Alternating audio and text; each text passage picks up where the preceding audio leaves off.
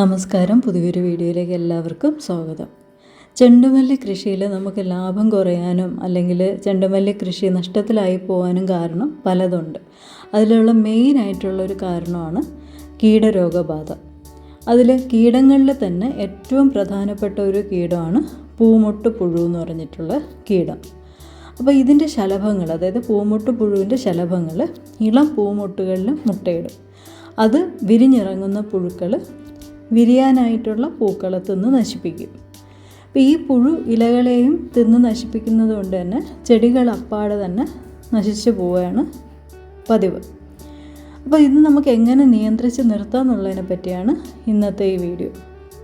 അപ്പോൾ ഈ പുഴുക്കളെ എന്ന് പറഞ്ഞാൽ നമ്മൾ കാണുമ്പോൾ തന്നെ പുഴുക്കളെ നശിപ്പിച്ച് കളയുക എന്നുള്ളതാണ്. രണ്ടാമത്തേതെന്ന് പറഞ്ഞാൽ ഇത് വരാതിരിക്കാൻ വേണ്ടിയിട്ട് വേപ്പെണ്ണ വെളുത്തുള്ളി എമൽഷൻ തളിച്ചു കൊടുക്കുക എന്നുള്ളതാണ്.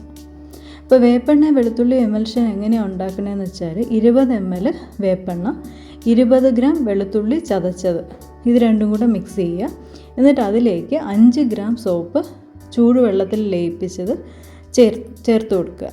എന്നിട്ട് അതിലേക്ക് 1 ലിറ്റർ വെള്ളവും കൂടെ ഒഴിച്ച് നന്നായിട്ട് കുലുക്കി യോജിപ്പിച്ചിട്ട് സ്പ്രേ ചെയ്ത് നിർത്തിയാൽ ഈ പൂമൊട്ട് പുഴു വരാതിരിക്കാനുള്ള ഒരു പ്രതിരോധ മാർഗം ആവും.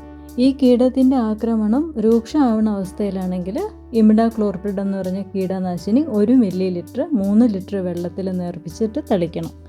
അപ്പോൾ ഇങ്ങനെ ചെയ്യുക വഴി ഇതിനെ നന്നായിട്ട് കൺട്രോൾ ചെയ്ത് നിർത്താനായിട്ട് പറ്റും. അപ്പോൾ ഈ ഒരു വീഡിയോ നിങ്ങൾക്ക് പ്രയോജനപ്പെടും എന്ന് വിശ്വസിച്ചുകൊണ്ട് നിർത്തുന്നു. വീഡിയോ ഇഷ്ടപ്പെട്ടിട്ടുണ്ടെങ്കിൽ ലൈക്ക്, ഷെയർ ആൻഡ് സബ്സ്ക്രൈബ്. വീണ്ടും ഒരു കാർഷിക വിഷയവുമായി കാണുന്നത് വരേക്കും നന്ദി, നമസ്കാരം.